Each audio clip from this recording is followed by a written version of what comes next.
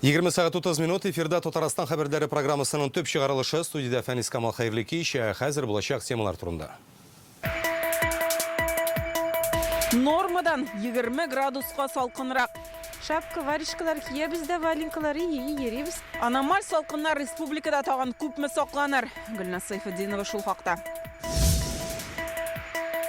Тарифлар артқаннан соң бірінші квитанциялар келе башлады. Особо внимательно требуют вопросы учета потребленных ресурсов и корректность счетов, предъявленных жителям.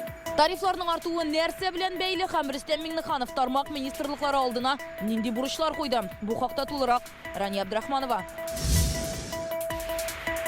Бу көннәрдә Татарстанда сүрем газы белән агуланучылар саны арткан. Больных в момент выступления беспокоила головная боль, тошнота, слабость. Булар хакында тулырак Илдар Сафиуллин. Юлларда бузлаукта хасил булган чокырлар һәлакәтләргә китерә. Харкинышка йөрем. Постоянно авария була. Горький шоссесында аварияләр саны арткан, аларның ни сәбәпле барлыкка килүен Интилак Саинова белеп кайтты. Республикада аномаль һава торышы урнашты. Температура 32-37 урыны белән 40 градустанда түбәнрәк. Нормадан 20 градуска салкынрак дигән сүз. Татарстанда мондый суыклар соңгы тапкыр 1950 елда булган. Ул чакта Казанда көндез һава температурасы 35 градуска төшә, 1987 елда 32 градус була. Быелгы кышның иң суык көннәре яңа ел ялларыннан соң беренче эш көненә туры килә. Кайберәүләр машина кабыза алмый, икенчеләрнең өендә тәрәзәләр чатный, зәмхәрир суыкта җылысыз утыручылар да бар икән. Мәктәпләр эшли, әмма укучылар юк диярлек. Мондый һава торышының тәэсире нинди? Аномаль температуралары күпме әле сакланыр? Бу хакта тулырак Гөлназ Сайфеддинова.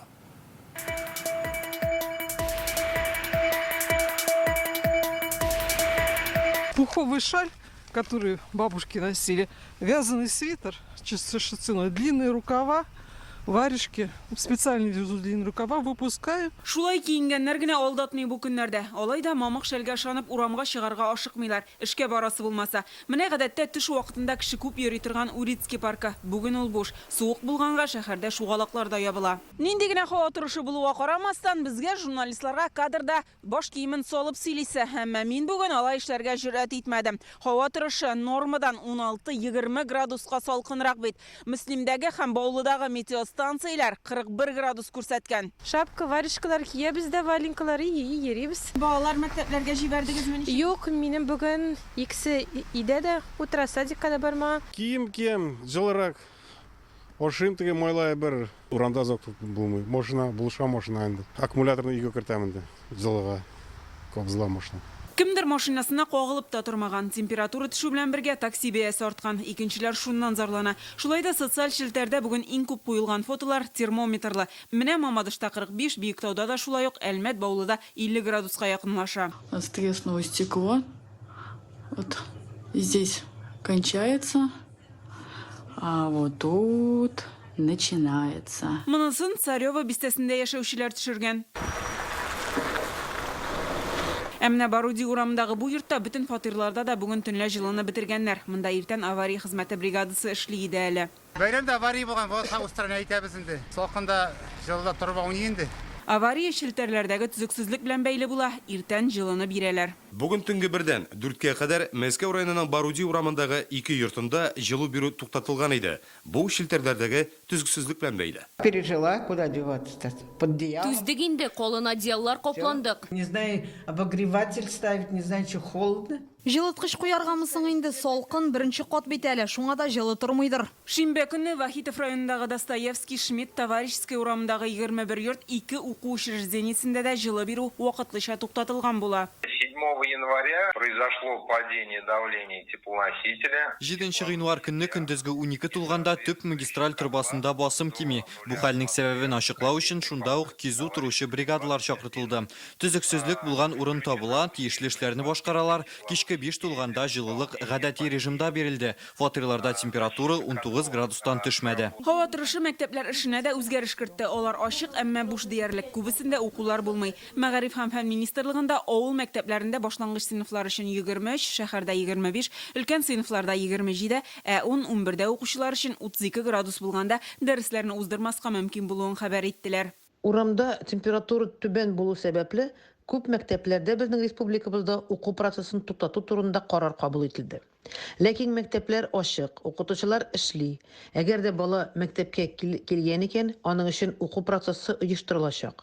Шулай ук мәктәпкә килгән һәрбер укучыны кайнар ризык белән тәэмин итәчәкләр. Уку көннәре язгы каникулларның озынлыгына тәэсир итәчәк дигән мәгълүмат дөрес түгел. Язгы каникулда бернинди дә кыскартулар булмаячак. Ул законлы түгел. Кыяшлы, кыры, салкын һава торышы узган атнахырында урнашты. Бүген 4-нче көне метеорологлар Казанда соңгы 36 елда мондый салкыннар булмавын әйтә. Бу чыннан да аномаль һава торышы диләр. Причина вот такого похолодания, такой аномалии. Моңа төньяктан бик салкын һава массаларының кируе сәбәпче киләсе тәүлектә әллә ни үзгәреш көтелми. Һава температурасы шундый ук булачак 32-37 градус. Урыны белән 42-гә кадәр. Антициклон йогынтысында явым-төшем көтелми. Шәршәмбе көнне 1-2 градуска гына җылыта. Температура атнаның икенче яртысында гына бераз күтәрелә башлый. Ялларга таба төнлә 15-20, көндез 10-15 градус фаразлыйлар. Әле бу да нормадан түбәнрәк ди синоптиклар, ләкин инде аномаль түгел. Гөлнас Сайфетдинова, Алмаз Зияддинов, Яңа Гасыр каналы.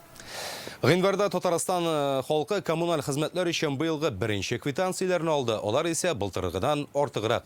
Ни өчен һәм сумманың нәрсәгә тотылачагы турында халыкка аңлатырга кирәк диде Рөстәм Миннеханов. Бүген хөкүмәт йортында узган киңәшмәдә нәкъ шул хакта сөйләштеләр. Исегезгә төшерәбез. Россия хөкүмәте күрсәтмәсе белән узган елның 1 декабреннән бөтен ил буйлап тарифлар арттырылды. Бу ут, су, газ, җылык, чүп түгү гомумән алганда 8 төрле хезмәткә кагыла.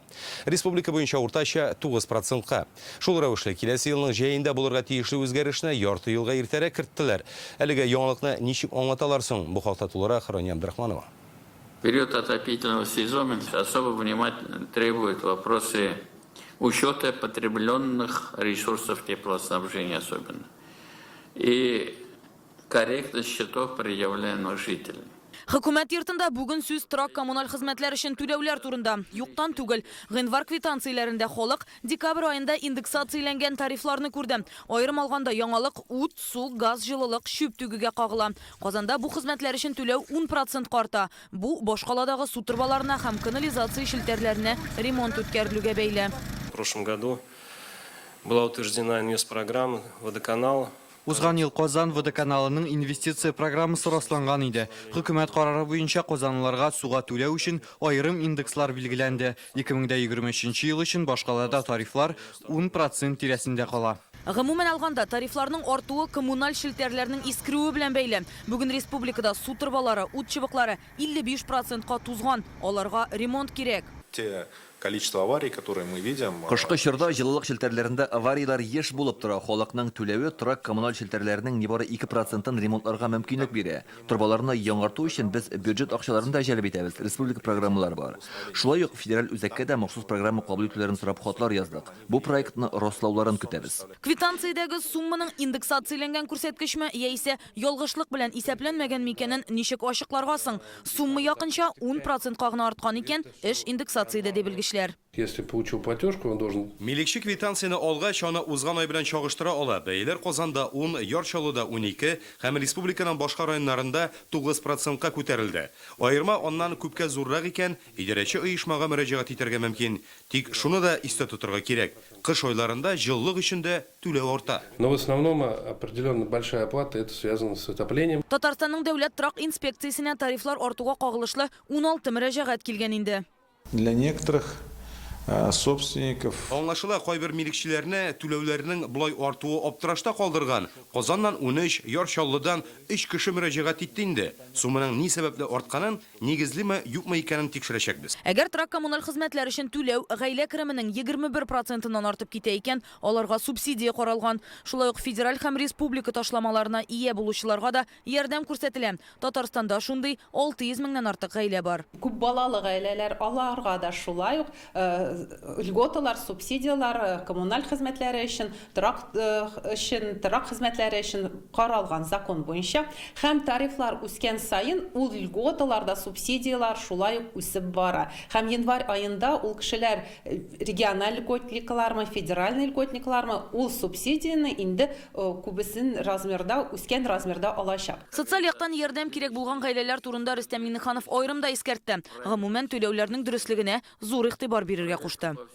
Министерство строительства ЖКХ главам администрации, энергосбыту, руководителям управляющих организаций жилищной инспекции следует обеспечить правильность начисления, проверку по всем поступающим жалобам и обращениям, разъяснение населения причин роста платежей, а также действующих республики мер социальной поддержки. Тарифларның әлі декабрь айындағына үстәмә артуын исәпкә алып, быел әлеге тармақта индексация булмаячак. Шулай итеп тарифларның чираттагы артуы киләсе 2024 елның 1 июленә генә планлаштырыла.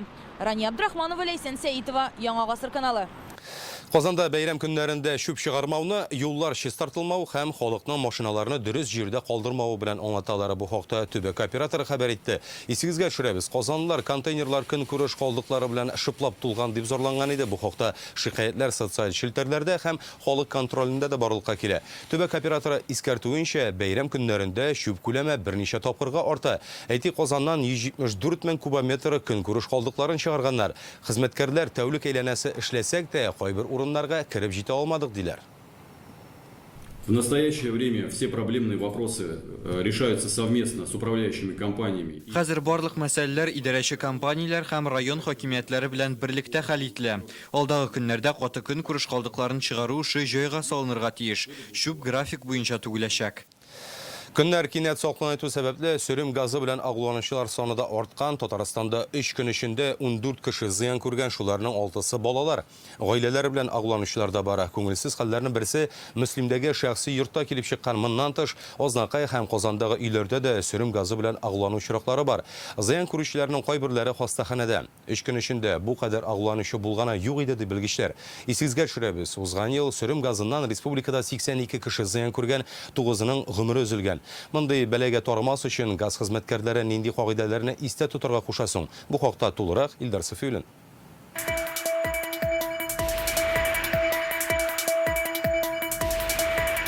Казанның Повстанский урамындагы менә бу күп катлы йортта да сөрем газы белән агуланганнар. Бәхеткә аларның гомерләренә куркыныч янамый. Беренчел сәбәп дип вентиляция системасындагы хилафлыкны атыйлар. Агуланучыларның берсе 81 яшьлек хатын-кыз. Ул хастаханәгә барудан баш тарткан. 8-11 яшьлек малайларны һәм 5 яшьлек кызны республиканың балалар клиник хастаханәсенә алып киткәннәр. Хәзер аларның тормышына бернинди куркыныч та янамый. Сөрем газы исе чыккан йортны белгечләр тикшерә. Проверили дымоходы, все проверили. Сегодня? Но они еще работают. Потому что еще газ не подключили. Әлеге йортта һәр фатир су җылыту өчен газ колонкасы белән җиһазландырылган. Хәзер монда 5 фатирда газны вакытлыча үзгәннәр. Обнаружили, что вот на первом этаже есть в туалете принудительная вентиляция. Может быть... Беренче каттагы фатирның бәдрәфендә ясалма җилләтү җайланмасы урнаштырылган. Бәлки шуңа күрә йорттагы һава йөри торган канал дөрес эшләмәгәндер. 5нче каттагы фатирда да шундый җайланма бар. Ләкин анда беркемдә яшәми, зыян күрүче юк. Бу йортта башка төрле хилафлыклар табылмады. Сөрем газы белән агулануның икенче очрагы Казанның Батыршин урамында килеп чыккан. 40 яшьлек хатын-кызны һәм 19 яшьлек егетне 7нче хастаханәгә алып киткәннәр.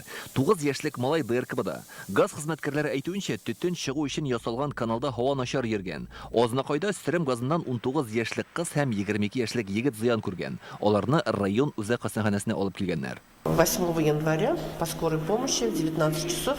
Сөрем газына агуланган 2 кешене 8нче гыйнвар көнне ашыгыч ярдәм машинасында алып килделәр. Алар баш авыртуга, күңел булгануга зарланды. Хәзер аларның хәлләре канәгатьләнерлек. Гаилә әгъзалары кич ванна кирип чыккач үзләрен начар хис итә башлаган. Мөслимдә шәхси йортта яшәүче 54 яшьлек хатын-кыз сөрем газына агуланган. Беренчел сәбәп дип төтен чыгу трубасының бузлануын атыйлар. Әле бүген генә Казанда Коломенский урамында тагын бер гаилә агуланган. Ир белән хатын 5 яшьлек кыз һәм яңа туган сабый зыян күргән. Балаларны әниләре белән ДРКБга гаилә башлаган 7нче хастаханәгә затканнар. Хәлләре тотрыклы. Гыйнварның 1нче атнасы чагыштырмача тыныч уза. Менә кинәт суытып җибәргәч, 3 көндә Татарстанда 14 кеше агуланган. Сейчас аномально идет погодная обстановка. Мондый салкын көннәрдә тәрәзәләрне тыгыз итеп ябып куялар. Бүлмәдә һава алышынмый. Вентиляция яхшы булсын өчен тәрәзәләрдән бераз һава керергә тиеш. Хәзер бөтен җирдә пластик тәрәзәләр, оннан һава бөтенләй керми. Күңелсез хәлләр килеп чыккан йортларда газ җиһазлары төзек булган, техник хезмәт күрсәтү дә график буенча вакытында башкарылган. Салкын көннәрдә бүлмәләрне җылыту өчен газ плитәсен кабызып куярга ярамый. Һава йөрү юлларын даими тикшергә кирәк. Мондый зәмһәрир суык көннәрдә шәхси йортларда бу кагыйдә бигрәк тә мөһим дип белгечләр. Илдар Сафиуллин, Данил Филатов, Яңа Гасыр каналы. Аномаль салқынлар сәбәпле бәйрәм көннәрендә 126 Татарстанлы эшеп табибларга мөрәҗәгать иткән 95 кеше хастаханәгә эләгә. Соңгы 3 көндә Казанда гына да 39 кеше зыян күргән. Шуларның 11-ен хастаханәгә озаталар. Әлегә хәлләрнең төп сәбәбе кул һәм бармакларның эшүендә дип белгечләре. Салкыннарда гадәттә ачык җилләр, җирләр бит, борын, колаклар зыян күрә, тәннең төсе үзгәрүе, ул урынның авырта һәм кычыта башлавы эшүнең беренче билгеләре.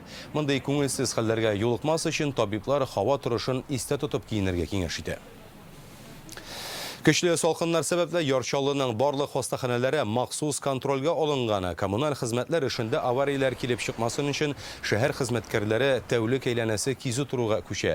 Әлегә бурычны эшлекле дүшәмбе киңәшмәсендә мэр Ноэль Мәгдиев билгели, хәзер социаль учреждениеләрдә су һәм җылы бирү системаларын 6 сәгать саен тикшереп торалар. Объектов достаточно много. Шәһәрдә игътибарны көчәйтергә кирәк булган объектлар гаять күп. 80-нән артык мәктәп, 130лап балалар бакчасы, дистәләгән мәдәният, спорт, мәгариф һәм сәламәтлек саклау учреждениеләре. Барысында да тиешлечә кизү туру оештырылырга тиеш. Юлларда бузлавыкта хасил булган буразналар, чокырлар аркасында аварияләр килеп чыга. Казанның Горький шоссесында хәзер көн саен диярлек юл хәлакәтләре теркәлә. Чөнки машина йөртүчеләр идарәне югалта, бәрелешүчеләр дә күп. Бигрәк тә өстән кар явып торганда куркынычты шоферлар. Шуңа бу тирәдә хәрәкәт итү авырлаша, тизлекне киметәләр. Нәтиҗәдә хәзер шәһәргә керү юлында да, чыкканда да бөкеләр. Урында хәбәрчебез Инзилә Хусайнова булып кайтты. Казанның Горький шоссесы иртәнге сәгать 8. Күргәнегезчә, юлның бер ягында берничә чакрымлык бөкеләр хасил булса, икенче ягында машина белән үтеп тә булмаслык колея. Нәтиҗәдә юл хәлакәтләре. Автомобиль йөртүчеләр камерага сөйләүдән баш тартса да, юл хәлакәтенең ни сәбәпле килеп чыкканын аңлаттылар.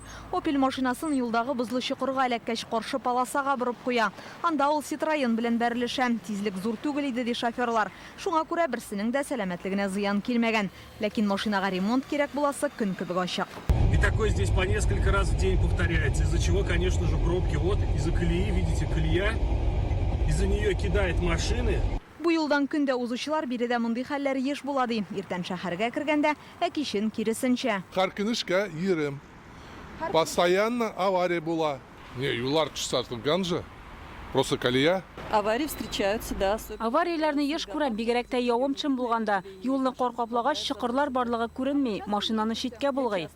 Горьковское шоссе, надеюсь, что... Горький шоссесындагы юлларны ясарлар дип өметләнәм. Булай йөреп булмый бит инде. Аеруча кышын, бозлавык вакытында кыен. 2 чакрым ара узуга тагын бер авария, машинаны кар кертенә үк алып ыргыткан. Бу юлда хәлакәт сәбәбе юлдагы чокырлар. 1 сәгать эчендә генә шундый 2 очрак. Әле бу без күргәннәр генә. Юлдагы хәлләргә ачыклык кертү максатыннан Казанның Киров һәм Мәскәү районнары хакимиятенә мөрәҗәгать иттек. Бу юлны Горький шоссесын төзекләндерү барышында ремонтлаячаклар. Әлеге эш 2022 елда ук башланды. Заказчысы Главтотдортранс оешмасы. Шулай ук узган ел подрядчы предприятие хезмәткәрләре юлдагы чокырларны да ясадылар. Хәзер әлеге юлда тизлекне сәгатенә 40 чакрымга кадәр киметергә кирәклеге һәм юлның тигез булмау турындагы билгеләр тора. Автомобиль йөртүчеләргә игътибарлырак булырга киңәш итәбез. Юристлар сүзләренә караганда, хәлакәт юл кагыйдәсен бозмыйча нәкъ менә шушы чокырлар сәбәпле килеп чыккан икән, машинаны ремонтлау өчен компенсация таләп итеп була. В случае, если автомобиль застрахован... Каска полиция бар икән, компенсацияны иминиятләштерү компаниясе түли. Ул булмаса, автомобиль әлеге юл участогы өчен җаваплы юридик затлар хисабына төзекләндерелергә мөмкин. Торак пунктларда юллар өчен башкарма комитет һәм алар яллаган подрядчы оешма җаваплы булса, федераль юллар Росавтодор күзәтүендә. Инзилә Хусайнова, Гадел Миндубаев, Яңа гасыр каналы.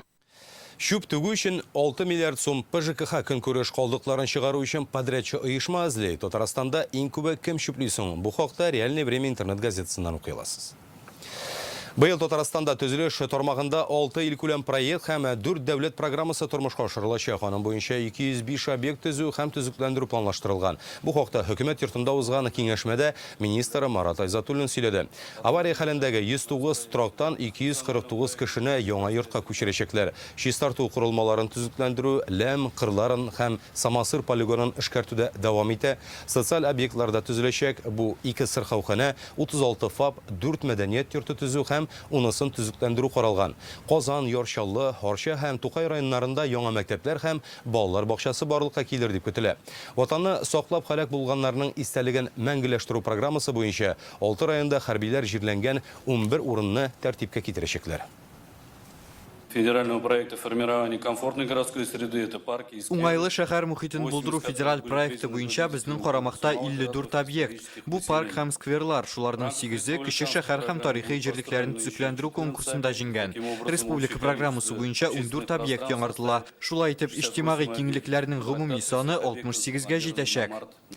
Марат Айзатуллин әйтүенчә, быел Татарстанда 44 республика программасы тормышка ашырылырга тиеш, алар өчен 54 миллиард сум акча бүлеп биреләчәк. Бу суммага 3500 объект төзү һәм яңарту каралган. 3000-гә якын квадрат метр торак кулланылышка тапшырылачак. Быел 600 ятим, 33 күп балалы һәм 78 яшь гаилә үй туйларын уздырыр дип көтелә. Узган ел республикада ауыл хуҗалыгы буенча тулайым продукт күләме беренче тапкыр 300 миллиард сумнан артып киткән. Үсеш 18%-ка якын. Бу хакта хөкүмәт йортындагы киңәшмәдә ауыл хуҗалыгы министры Марат Җаббаров белдерде. Үсемчелек буенча күрсәткечләр барлык районнарда да югары. 2022 елда агросәнәгать комплексы өчен 18 миллиард сумнан артык акча бүленгән. Хуҗалыклар 3000-нан артык ауыл хуҗалыгы техникасы сатып ала, уңыш күләме белән дә куандыра. 5 миллион тоннадан артык ашлык җыйып алынды. Быелга да максатлары шундый ук булып кала. Ауыл хуҗалыгы ярминкәләренә килгәндә, алар зур шәһәрләрдә 22 тапкыр оештырылган. Якынча 2 миллиард сумлык продукция сатылган. Рөстәм Миннеханов мондый ярминкәләрнең халык өчен бик мөһим булуында билгеләп үтте. Ул кадрлар, минераль ашламалар әзерләү һәм шәхси хуҗалыкларга ярдәм итүне киләчәктә дә дәвам итәргә кушты. Инструменты поддержки, благодаря которым... Безнең оешмаларның киләчәктә эшчәнлеген тагын да җәелдерү мөмкинлеге бар. Быел дәүләт программасы буенча күрсәткечләрне 2%-ка диярлек арттырып була. Үсемлекчелек буенча 2,3%, терлекчелектә 1,5%-ка.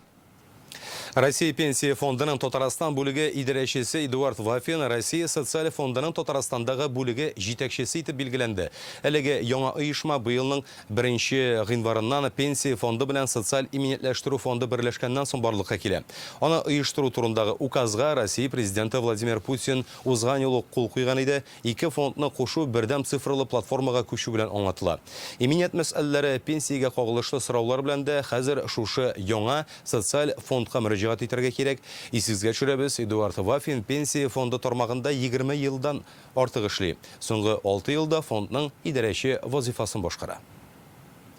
Тимур Сулейманов Татарстан яшьләр эшләре министры вазифасыннан азат ителде. Хәзер ул республика президенты ярдәмчесе һәм бөтен Россия алдынгылар хәрәкәтенең төбәк бүлеге советын җитәкләячәк. Мондай оешма булдыру башлангычын былтыр Владимир Путин да хуплады. Алдынгылар хәрәкәте бөтен ил яшьләрен берләштерәчәк. Исегезгә төшерәбез. Тимур Сулейманов министр вазифасына 2021 елның сентябрендә билгеләнгән иде. Аңа кадәр Татарстан студентлар лигасы президенты һәм Сәләт фондының директоры булды. Хәзер республикада яшьләр эшләре министры вазифаларын Ринат Садыков башкарачак. Тимур Сулейманов бүген балалар һәм яшьләр хәрәкәтенең бурычлары турында да сөйләде. Кешенең яшәү кыйммәтләре булырга тиеш. Аның әти, әнисенә, устазларга, республикага, илебезгә карата мөнәсәбәте. Менә шул эш ул бик катаулы, бик үзенчәлекле.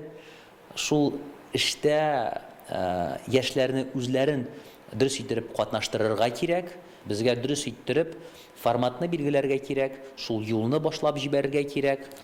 Хыялларыңны максатка әйләндерсәң, бер карашка тормышка ашмас булып тоелган теләкләрең дә чынга аша. Бүген Россия герое очучы Александр Лазуткин балалар белән чарашуда шундый фикере белән уртаклашты. Ул Әгерҗе районы Тирсә мәктәбенә килде. Укучылар белән бергәләп галәм сере викторинасында да катнаша. Соңыннан малай һәм кызлар үзләрен кызыксындырган сорауларын да бирде. Очышка ничек әзерләнергә, нинди күнегүләр башкарырга, авырлыкларны ничек җиңәргә һәм җиргә төшкәндә очучы нинди хисләр кичерә.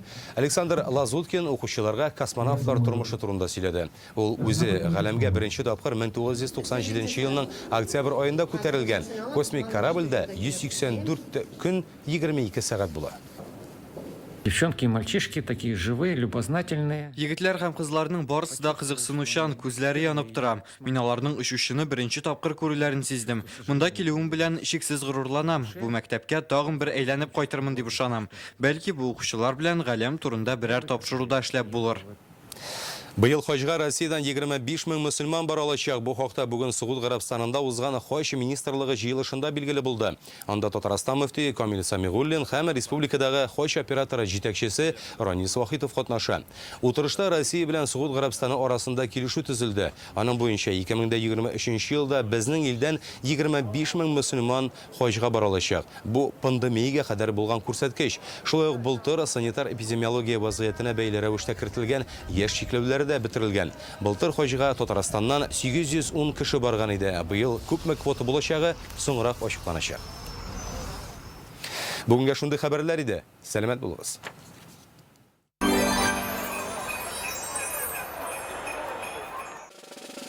Оформите кредит в Акбарсбанке по ставке от 4,5% и получайте кэшбэк за ежемесячное погашение. Оставьте заявку на akbars.ru. Автомобили с пробегом в новом автосалоне «Леон Авто». Отечественные и зарубежные бренды в одном месте. Полная проверка и диагностика каждого автомобиля. Выбери свой автомобиль в «Леон Авто». Телефон в Казани 214 14 14. Hürmetli dostlar, siz bile bugün yaşayan yerinizden kiletine tırıp şöp gitip Türkiye Prezidenti Erdoğan bilen şıraşıp anarda bir ay boyu kulak kulağı alır idiniz miken? Evul bulgan.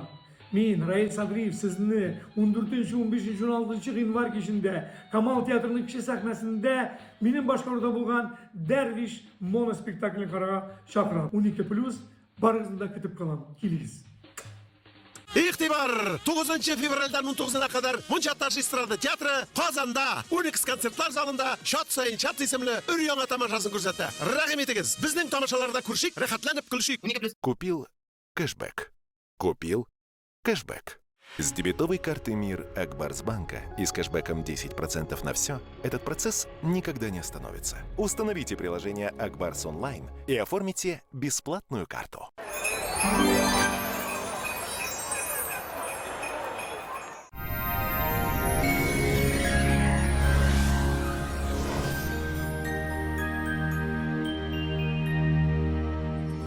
Исәнмесез, эфирда һава торышы чарылышы. Татарстанда аномаль салкын һава урнашты. Киләсе тәүлектә һава торышында үзгәрешләр көтелми. Сезнең өчен файдалы мәгълүмат. Данил Мастер республика халкын яңа ел белән котлый һәм гыйнвар ахырына кадәр корпус җиһазы заказларына 20% ташлама бүләк итә. Толырак мәгълүмат 267-166 телефоны буенча. Яндекс погода мәгълүматы буенча көньяк-көнчыгыш Бөгелмә Баулы Азнакайда явым-төшем көтелми, уртача 28 градус салкын. Төньяк-көнчыгыш районнарында Түбән Кама, Яршаллы, Алабугада алмашынучан болытлы һава уртача 29 градус салкын. Республиканың төньяк өлешендә Актаныш, Әгәрҗе, Менделеевскида болытлы һава 28 градус салкын. Төньяк-көнбатыш Арча, Кукмара, Балтачта явым-төшем көтелми, температура 28 градуска кадәр төшә. Көньяк-көнбатыш Болгар-Буа, Чүпрәледә термометр баганалары 29 градуска кадәр төшәчәк. Чистай, Нурлат, Мамадышта болытлы һава температура шулай ук 29 градуска кадәр төшә. Чәршәмбе җылырак булачак дип фаразлана. Явым-төшем ихтималы зур. Шулай ук юлларда бозлавык, бик игътибарлы һәм сак булыгыз. Горки Әмәт паркы һәм Горки метросы янындагы Новый Горки шәһәр паркы торак комплексында кулланылышка тапшырылган һәм төзелеп килүче кирпеч йортларда фатирлар чиста һәм дизайнер эшләнмәләре белән тәкъдим ителә. Толырак мәгълүмат 2-677-677 телефоны буенча. Грань төзелеш компаниясе. Квартиры с чистовой отделкой для тех, кто выбирает жизнь в новом формате. Жилой комплекс «Город-парк. Новые Горки». 2-677-677. Башкалабыз Казанда болытлы һава уртача 28 градус салкын. Җил көнбатыштан атмосфера басымы төркемеш баганасының 782 мм тәшкил итә. Һаваның чагыштырмача дымлылыгы 86%. Җирнең магнит кырытыныш бүгенгә менә шулар иде. Студияда Эльвина Насыбуллина. Сау сәламәт булыгыз.